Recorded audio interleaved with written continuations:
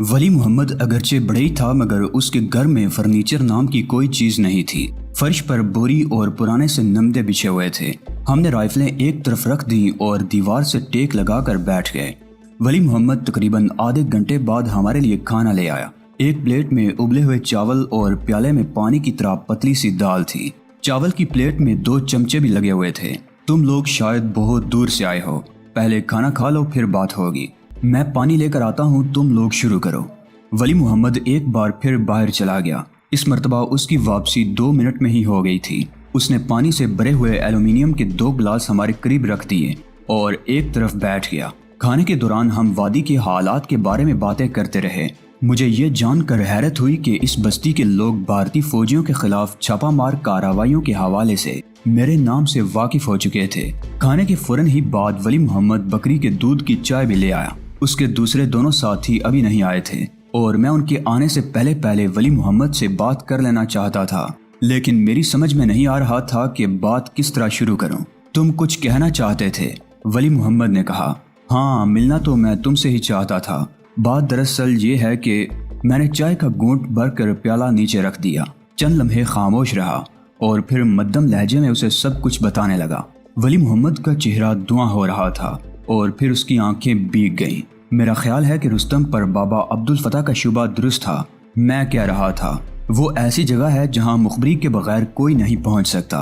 भारतीय फौजी तो वैसे भी पहाड़ों के अंदर तक जाते हुए डरते हैं, मगर वो लेफ्टिनेंट अपने 3 आदमियों को लेकर पहुंच गया। उनके लिए हमारी मौजूदगी का इंकशाफ तो बाद में हुआ था। हमें बेहद अफसोस है कि हम ना तो बाबा अब्दुल फतह के किसी काम आ सके और ना ही अब्दुल्ला और नूरी को बचा सके। कई लम्हों तक खामोशी रही। वली मोहम्मद के चेहरे पर करब के आसार नुमाया थे। साफ लग रहा था कि वो इस सदमे को बर्दाश्त करने की कोशिश कर रहा था।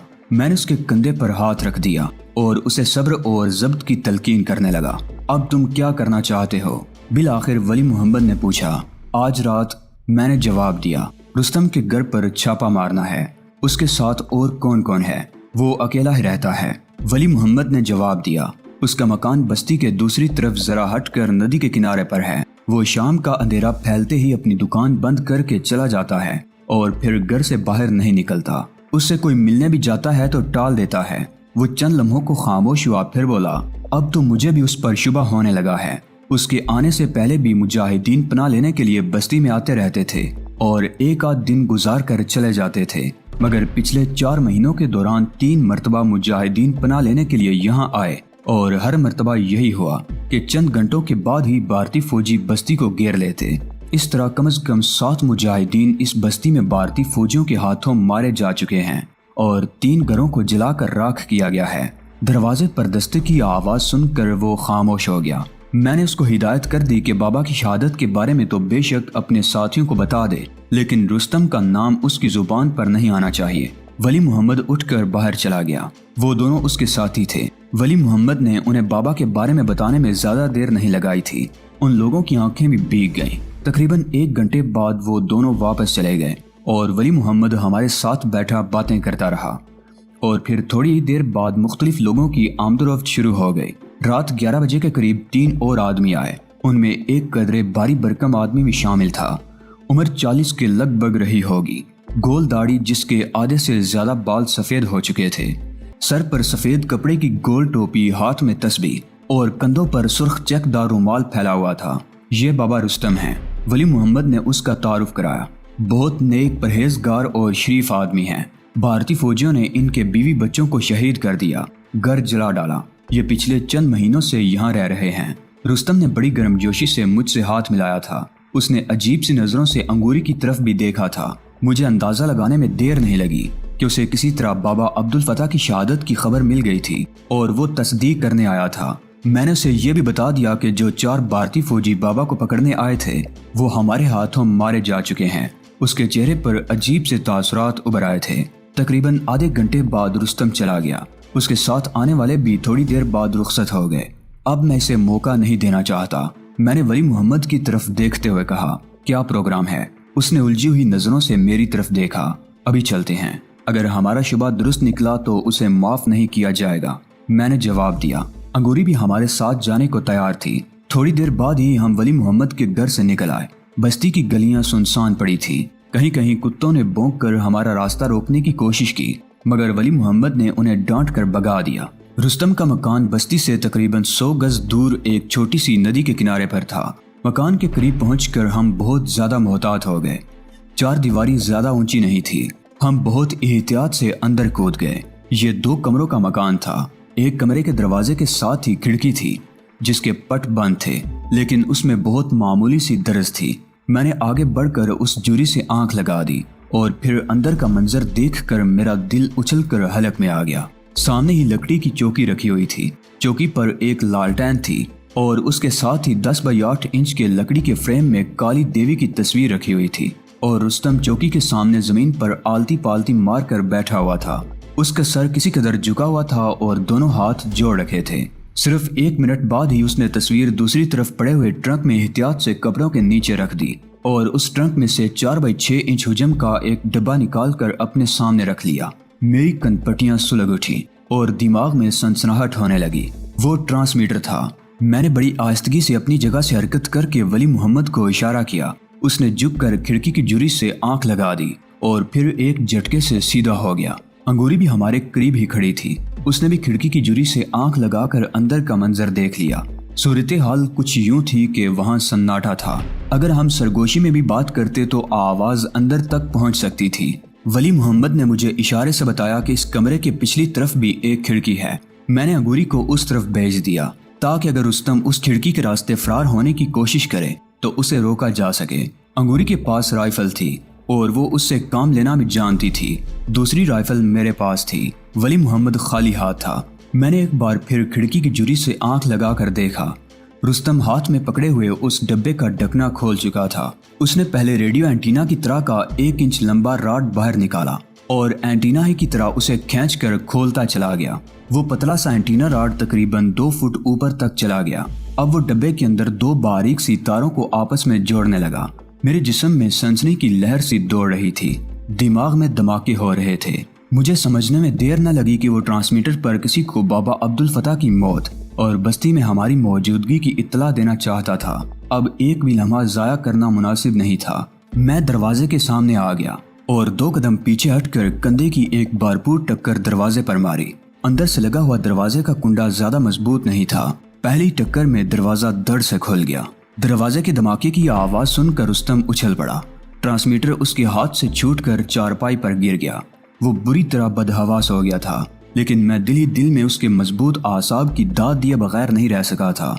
कोई और होता तो इस अचानक उफ्ताद पर सख्ते में आ जाता और कुछ देर तक अपनी जगह से हरकत करने के काबिल ना रहता, लेकिन रुस्तम ने 30 सेकंड से भी कम वक्त में न सिर्फ अपने हवास पर काबू पा लिया, बल्कि इससे भी ज्यादा फुर्ती का मुजाहरा करते हुए कुर्ते के नीचे हाथ डालकर रिवॉल्वर निकाल लिया। दरवाजे को टक्कर मारते हुए मैंने राइफल को दोनों हाथों में पकड़ रखा था। झटका लगने से मैं भी लड़खड़ाया था, लेकिन संभल गया और उसके साथ ही राइफल को भी घुमा दिया। राइफल का बट रुस्तम के रिवॉल्वर वाले हाथ पर लगा। उसके मुंह से कराह निकल गई। रिवॉल्वर हवा में उड़ता हुआ दरवाजे की पट से टकराकर दहलीज के करीब गिरा। रुस्तम ने खिड़की की तरफ छलांग लगा दी। मैं राइफल को उसी तरह पकड़े खड़ा रहा। आगे बढ़ने की कोशिश नहीं की। तुम्हारा राज खुल चुका है रुस्तम। तुम भागकर कहीं नहीं जा सकते। बेहतर यह है कि अपने आप को हमारे हवाले कर दो। मैंने अपनी जगह खड़े खड़े कहा, अगर तुमने मुझे रोकने की कोशिश की तो इस बस्ती पर ऐसी तबाही नाजिल होगी जिसका तुम तसव्वुर भी नहीं कर सकोगे। उसने खिड़की की चटखनी की तरफ हाथ बढ़ाते हुए कहा। उसका ख्याल था कि मुझे बातों में लगाकर खिड़की के रास्ते फरार हो जाएगा। मैं भी इत्मीनान से अपनी जगह पर खड़ा रहा था। कोई मेरा रास्ता नहीं रोक सकता। काली माई मेरी रक्षा कर रही है। जो भी मेरा रास्ता रोकेगा जलकर भस्म हो जाएगा। उसने खिड़की खोल ली। मैं उस वक्त इत्मीनान से खड़ा था। रुस्तम का ख्याल था कि मैं उसकी काली माई के नाम से डर गया हूँ, इसलिए अपनी जगह से हरकत नहीं कर रहा। उसने दोनों हाथ खिड़की की चौखट पर टिका दिए और दूसरी तरफ कूदने के लिए उछला, लेकिन उसी लम्हा वो भयानक अंदाज में चीखता हुआ अंदर की तरफ गिरा। बाहर खड़ी हुई अंगूरी ने राइफल का बट पूरी कुव्वत से उसके कंधे पर रसीद कर दिया था और वो कुत्ते की तरह बुलबुला उठा था। क्यों रुस्तम? मैंने राइफल सीधी करते हुए कहा। तुम्हारी काली माई का जादू उल्टा क्यों हो गया तथा तुम लोग बच नहीं सकोगे, वो कराहते हुए बोला। उसी दौरान वली मोहम्मद भी कमरे में आ गया और उसने झुक कर रुस्तम वाला रिवॉल्वर भी उठा लिया था। अकबी खिड़की के बाहर अंगूरी खड़ी थी और उसने राइफल की नाल खिड़की की चौखट पर टिका कर रुस्तम को जद पर ले लिया था। بابا عبد الفتاح کا شبہ تم پر درست تھا۔ میں نے اس کے چہرے پر نظریں جماتے ہوئے کہا، تم لوگ وادی میں جو کچھ بھی کر رہے ہو، بے گناہ لوگوں کو جس طرح ظلم و ستم کا نشانہ بنا رہے ہو، اس کا حساب تم لوگوں سے لیا ہی جائے گا۔ لیکن اس وقت تو اس بستی والے تم سے حساب لیں گے۔ انہوں نے مظلوم سمجھ کر تمہیں پناہ دی، رہنے کو مکان اور کام دھندے کو پیسے جمع کر کے دیے۔ یہ نیکی اگر وہ اپنے کسی مسلمان بھائی کے ساتھ کرتے تو ان کی آئندہ نسلیں بھی ان کی شکر گزار رہتی۔ تمہارے درم میں وفا نام کی تو کوئی چیز ہی نہیں۔ تم ان کا دیا کھاتے رہے اور انہی کے ساتھ غداری کرتے رہے۔ میں چند لمحوں کو خاموش ہوا، پھر بات جاری رکھتے ہوئے کہنے لگا، بابا عبد الفتاح کو تو شبہ تھا، لیکن ہمیں اب یقین ہو چکا ہے کہ تم باقاعدہ پلاننگ کے تحت یہاں آئے تھے یا تمہیں بھیجا گیا تھا۔ اس کے لیے ایک کہانی گڑھی گئی۔ کشمیر کے مسلمانوں کے ساتھ تو برسوں سے یہ ظلم ہو رہا ہے۔ کسی معمولی سی بات پر ان کے گھروں کو جلا کر راکھ کر دیا جاتا ہے، ان کے بیوی بچوں کو بے دردی سے موت کے گھاٹ اتار دیا جاتا ہے۔ اور اس بستی والوں کی سادہ لوہی تو دیکھو، تم نے یہاں آ کر انہیں ایک دردناک جھوٹی کہانی سنائی اور انہوں نے یقین کر لیا۔ تحقیق کرنے کی ضرورت شاید اس لیے نہیں سمجھی کہ وادی میں ہر جگہ مسلمانوں کے ساتھ یہی کچھ ہو رہا ہے۔ انہوں نے تمہاری کہانی پر بھی یقین کر لیا اور تم ان کی سادہ لوہی سے فائدہ اٹھا کر اپنا کام کرتے رہے۔ تمہارا اصل مشن شاید بابا عبد الفتاح کا سراغ لگانا تھا۔ اس کے لیے تم نے پہلے بہت نیک اور شریف انسان اور پکا مسلمان بن کر بستی والوں کا اعتماد حاصل کیا۔ بابا عبد الفتاح بستی میں آتا رہتا تھا، تم ان کا اعتماد بھی حاصل کرنے کی کوشش کرتے رہے اور بستی کے بعض لوگوں سے بھی ان کے ٹھکانے کے بارے میں پوچھنے کی کوشش کرتے رہے، لیکن بستی کے لوگ غدار نہیں ہیں، وہ اپنے ہیرو کا ٹھکانہ کیسے بتا دیتے۔ اسی دوران تم نے اپنی دوسری سرگرمیاں جاری رکھیں اور وقتاً فوقتاً بستی میں پناہ لینے والے مجاہدین کے بارے میں اپنے آقاؤں کو اطلاع دیتے رہے۔ مجھے نہیں معلوم تم نے بابا عبد الفتاح کا ٹھکانہ کس طرح معلوم کر لیا تھا۔ ہو سکتا ہے بستی کے کسی شخص کے منہ سے غلطی سے کوئی ایسی بات نکل گئی ہو جس سے تمہیں بابا کے ٹھکانے کا پتہ چل گیا ہو اور تم نے اپنے آقاؤں کو اطلاع دے دی۔ بابا عبد الفتاح نے مجاہدانہ زندگی گزاری تھی۔ اس نے ایک مجاہد ہی کی طرح موت کو گلے لگایا۔ وہ تو شہادت کے رتبے پر فائز ہوا اور ہر مجاہد کی خواہش یہی ہوتی ہے، لیکن وہ جو 4 بیڑیے اسے گھیرنے کے لیے آئے تھے ان میں سے کوئی بھی زندہ واپس نہیں جا سکا۔ وہ چاروں جہنم واصل ہو چکے ہیں، ان کی لاشیں بیڑیوں کی خوراک بن چکی ہوں گی۔ میں خاموش ہو گیا۔ میری نظریں رستم کے چہرے پر مرکوز تھیں۔ وہ فرش پر خاموش بیٹھا ابھی تک کندھا سہلا رہا تھا جہاں انگوری کے رائفل کے بٹ کی ضرب لگی تھی۔ تمہیں شاید کسی طرح ہمارے بستی میں آنے کی اطلاع مل گئی تھی، میں نے چند لمحوں کی خاموشی کے بعد کہا، اور شاید تمہیں بابا عبد الفتاح کی شہادت کا بھی پتہ چل گیا اور تم تصدیق کرنے کے لیے ولی محمد کے گھر پہنچ گئے، لیکن تم زیادہ دیر وہاں نہیں بیٹھے۔ تصدیق ہوتے ہی واپس آ گئے اور ٹرانسمیٹر پر اپنے آقاؤں کو اطلاع دینے جا رہے تھے۔ تم نے جو کہنا تھا کہہ چکے، رستم نے اپنی جگہ سے اٹھتے ہوئے کہا۔ اس وقت اس کے چہرے پر اور لہجے میں اطمینان کی جھلک دیکھ کر میں چونکے بغیر نہیں رہ سکا تھا۔ تو گویا تمہارے پاس بھی کہنے کو کچھ ہے؟ میں نے اسے گورا۔ ہاں، اس نے جواب دیا، یہ جو کچھ بھی ہوا کسی غلط فہمی کا نتیجہ ہے۔ میں مسلمان ہوں، اسی وادی کی مٹی سے جنم لیا ہے۔ میں بھی اس زمین کا اتنا ہی وفادار ہوں جتنے تم یا کوئی اور مسلمان ہو سکتا ہے۔ میں اس سرزمین سے غداری کا تصور بھی نہیں کر سکتا۔ تمہیں شاید غلط فہمی ہوئی ہے۔ تم اگر آرام سے بیٹھ کر بات کرو تو میں اپنے موقف کو سچ ثابت کر سکتا ہوں کہ میں نے کوئی غلط کام نہیں کیا۔ تو پھر تم نے بھاگنے کی کوشش کیوں کی تھی؟ میں نے اسے گورا۔ ہر کشمیری مسلمان کی طرح میں بھی ڈرا ہوا ہوں۔ زندگی کا ایک ایک لمحہ خوف کے سائے میں گزرتا ہے۔ میری کہانی تم سن چکے ہو، وہ غلط نہیں ہے۔ میرے ساتھ واقعی ظلم ہوا ہے۔ وہ چند لمحوں کو خاموش ہوا، پھر بولا، سری نگر میں میرے ساتھ جو ظلم ہوا وہ کوئی ڈھکی چھپی بات نہیں ہے۔ تم سری نگر کے لاہوری محلے میں جا کر تصدیق کر سکتے ہو۔ میرے ہاتھوں ایک بھارتی فوجی مارا گیا تھا۔ میں چھپ کر یہاں زندگی گزار رہا ہوں۔ تم نے جب ٹکر مار کر دروازہ کھولا تو میں یہی سمجھا تھا کہ بھارتی فوجیوں کو میرے بارے میں پتہ چل گیا ہے اور وہ مجھے پکڑنے کے لیے آئے ہیں۔ اسی لیے میں نے بھاگنے کی کوشش کی اور وہ ٹرانسمیٹر، میں نے زمین پر پڑے ہوئے ٹرانسمیٹر کی طرف اشارہ کیا۔ وہ ٹرانسمیٹر نہیں، ٹرانزسٹر ہے، رستم نے جواب دیا۔ میں خبریں سننے کے لیے ریڈیو آن کرنے کی کوشش کر رہا تھا کہ تم اس وقت کسی ریڈیو اسٹیشن سے خبریں نہیں آتی۔ میں نے اس کی بات کاٹ دی۔ آل انڈیا ریڈیو سے تقریباً ہر گھنٹے بعد خبروں کا بلیٹن نشر ہوتا ہے جس سے حالات کا پتہ چلتا رہتا ہے۔ میں پھر کہتا ہوں کہ تم لوگوں کو غلط فہمی ہوئی ہے اور میں مسلمان ہوں۔ اور کیسے مسلمان ہو؟ میں نے ایک بار پھر اس کی بات کاٹ دی۔ مسلمان خدا کے سوا کسی اور سے مدد نہیں مانگتا، کسی مشکل کے وقت بھی اس کے منہ سے خدا ہی کا نام نکلتا ہے۔ اور تم کیسے مسلمان ہو کہ مجھے اپنی کالی دیوی کے عذاب سے ڈرا رہے تھے؟ میں سری نگر میں پیدا ہوا اور وہیں پلا بڑا ہوں، رستم نے جواب دیا۔ وہ بلا شبہ آنی اعصاب کا مالک تھا۔ رنگے ہاتھوں پکڑے جانے کے باوجود اس نے اپنے آپ پر قابو پا لیا تھا اور اس واقعے کو کوئی اور رنگ دینے کی کوشش کر رہا تھا، اور میرے خیال میں اس کی بات سن لینے میں کوئی حرج نہیں تھا۔ ہمارے محلے میں ہندوؤں کی اکثریت ہے، میں بچپن ہی سے ان کے بیچ میں رہا ہوں۔ ہندی شبد یعنی الفاظ بولنے اور ہندو دیوی دیوتاؤں کے نام لینے کی عادت ہو گئی ہے۔ ایسے مسلمان کو تو ڈوب مرنا چاہیے جو پتھر کی مورتیوں کو بھی خدا مان کر ان کا نام زبان پر لاتا ہو۔ میں نے اسے گورا، تم ہندوؤں کے بیچ پلے بڑے ہو، لیکن کیا آج تک تم نے کسی ہندو کے منہ سے اللہ کا نام نکلتے سنا ہے؟ کیا کبھی کسی ہندو کو بسم اللہ یا ماشاءاللہ یا انشاءاللہ کہتے سنا ہے؟ نہیں رستم، تمہاری یہ کہانی ایک دلچسپ لطیفہ تو ہو سکتی ہے، مگر اس پر یقین نہیں کیا جا سکتا۔ اور پھر تمہارے اس ٹرنک میں تمہاری اس کالی مائی کی فریم شدہ تصویر تمہارے اس بیان کی نفی کر رہی ہے۔ کیسی تصویر؟ اس کے لہجے میں حیرت تھی۔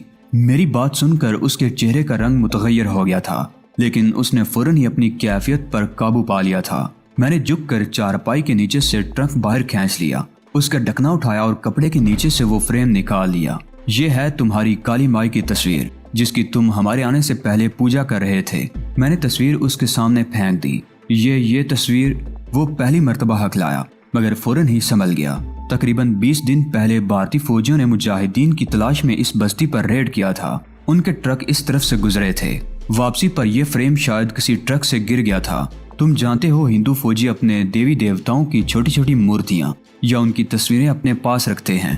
یہ تصویر بھی شاید ٹرک پر لگی ہوگی جو جھٹکا لگنے سے گر گئی اور میں اسے اٹھا کر لے آیا۔ ٹھیک کہا تم نے، میں نے کہا۔ میں آخری حد تک تمہاری بات سننے کو تیار ہوں۔ ایک جھوٹ نبھانے کے لیے کئی جھوٹ بولنے پڑتے ہیں اور ان میں تسلسل قائم نہیں رہتا۔ میں ہر طرح سے ثابت کر سکتا ہوں کہ تم مسلمان نہیں ہندو ہو اور ایک پلاننگ کے تحت مخبری کے لیے یہاں آئے ہوئے تھے۔ تمہیں میری بات کا یقین کرنا پڑے گا۔ میں نے ولی محمد کو اشارہ کیا۔ وہ 90 تولے قدم اٹھاتا اور رستم کے پیچھے چلا گیا۔ میں جو کچھ کرنا چاہتا تھا اس کے لیے انگوری کی موجودگی مناسب نہیں تھی۔ میں نے اسے اشارہ کیا۔ وہ کھڑکی سے ایک طرف ہٹ گئی۔ ولی محمد نے اچانک ہی رستم کو پیچھے سے باہوں میں جکڑ لیا۔ رستم بھی شاید سمجھ گیا تھا کہ میں کیا کرنے والا ہوں۔ وہ مزاحمت کرنے لگا جس کے نتیجہ میں وہ دونوں فرش پر گر گئے۔ ولی محمد کے ہاتھ سے ریوالور چھوٹ کر گر گیا تھا مگر اس نے رستم پر اپنی گرفت ڈھیلی نہیں ہونے دی۔ میں بھی آگے بڑھایا۔ رستم بری طرح لاتیں چلا رہا تھا لیکن میں اس کے پاجامے کا بند کھولنے میں کامیاب ہو گیا اور پھر میں پیچھے ہٹ گیا۔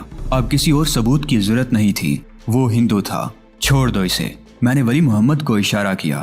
ولی محمد اس کو چھوڑ کر الگ ہٹا ہی تھا کہ اس نے اپنی برہنگی کی پرواہ کیے بغیر بڑی تیزی سے پستول کی طرف چھلانگ لگا دی۔ پستول اپنے ہاتھ میں آتے ہی اس نے فائر کر دیا۔ گولی میرے سر سے چند انچ کے فاصلے سے گزر گئی اور اس سے پہلے کہ رستم کو دوسری گولی چلانے کا موقع ملتا، کھڑکی کی طرف سے فائر ہوا اور رستم چیختا ہوا ڈھیر ہو گیا۔ انگوری کی چلائی ہوئی گولی رستم کے ریوالور والے بازو پر کلائی سے ذرا اوپر لگی تھی اور ہڈی توڑتی ہوئی نکل گئی تھی۔ ریوالور اس کے ہاتھ سے چھوٹ گیا تھا جسے ولی محمد نے جھپٹ کر اٹھا لیا۔ رستم کے بازو سے خون کی دھار بہہ نکلی تھی اور وہ بری طرح چیخ رہا تھا۔ ولی محمد نے آگے بڑھ کر اس پر ٹھوکروں کی بارش کر دی۔ تم نے ہمارے کئی مجاہدوں کو دھوکے سے مروا دیا، ہمارے بابا عبد الفتح کو شہید کروا دیا۔ میں تمہیں زندہ نہیں چھوڑوں گا۔ بتا کون ہے تو؟ ولی محمد اس پر ٹھوکریں برساتا ہوا چیخ رہا تھا۔ اسے چھوڑ دو ولی محمد، میں نے کہا۔ یہ اس طرح نہیں بتائے گا، اس کے لیے دوسرا طریقہ اختیار کرنا ہوگا اور اسے سزا تو ایسی دی جائے گی کہ آئندہ وہ لوگ اپنا کوئی جاسوس کسی بستی میں بھیجنے کی جرت نہیں کریں گے۔ ولی محمد نے اسے چھوڑ دیا۔ اسی دوران انگوری بھی کمرے میں آ گئی تھی۔ رستم کا نچلا دڑ برہنہ تھا۔ انگوری رخ بدل کر کھڑی ہو گئی اور ولی محمد نے رستم کا پاجامہ اوپر کھینچ کر کمر بند باندھ دیا۔ میں رستم کے سامنے آ گیا۔ مجھے یہ جاننے کی ضرورت نہیں کہ تمہیں کس نے بھیجا تھا یا تمہارا نام کیا ہے، میں نے اس کے چہرے پر نظریں جماتے ہوئے کہا۔ میں صرف یہ جاننا چاہتا ہوں کہ اب تک تم ایسے کتنے مشن پایا تکمیل تک پہنچا چکے ہو اور تمہاری وجہ سے ہمارے کتنے مجاہدین تمہارے سورماؤں کے ہاتھوں شہید ہوئے ہیں، کتنے گھر جلائے ہیں اور کتنے بے گناہوں کو ظلم کا نشانہ بنایا ہے۔ رستم زبان کھولنے کو تیار نہیں تھا لیکن میں بھی خاموش نہیں رہ سکتا تھا۔ मैं इधर उधर देखने लगा।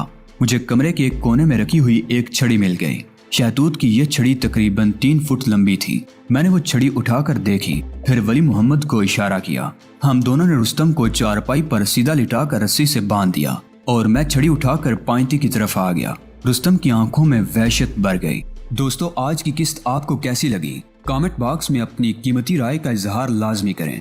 वीडियो को लाइक करके अपने दोस्तों अजीजों से लाजमी शेयर करें। चैनल को लाजमी सब्सक्राइब करें। अगली वीडियो तक इजाजत दीजिए। तब तक अपना और अपने इस चैनल ऐलान हकीकत का ख्याल रखिएगा। अल्लाह निगहबान।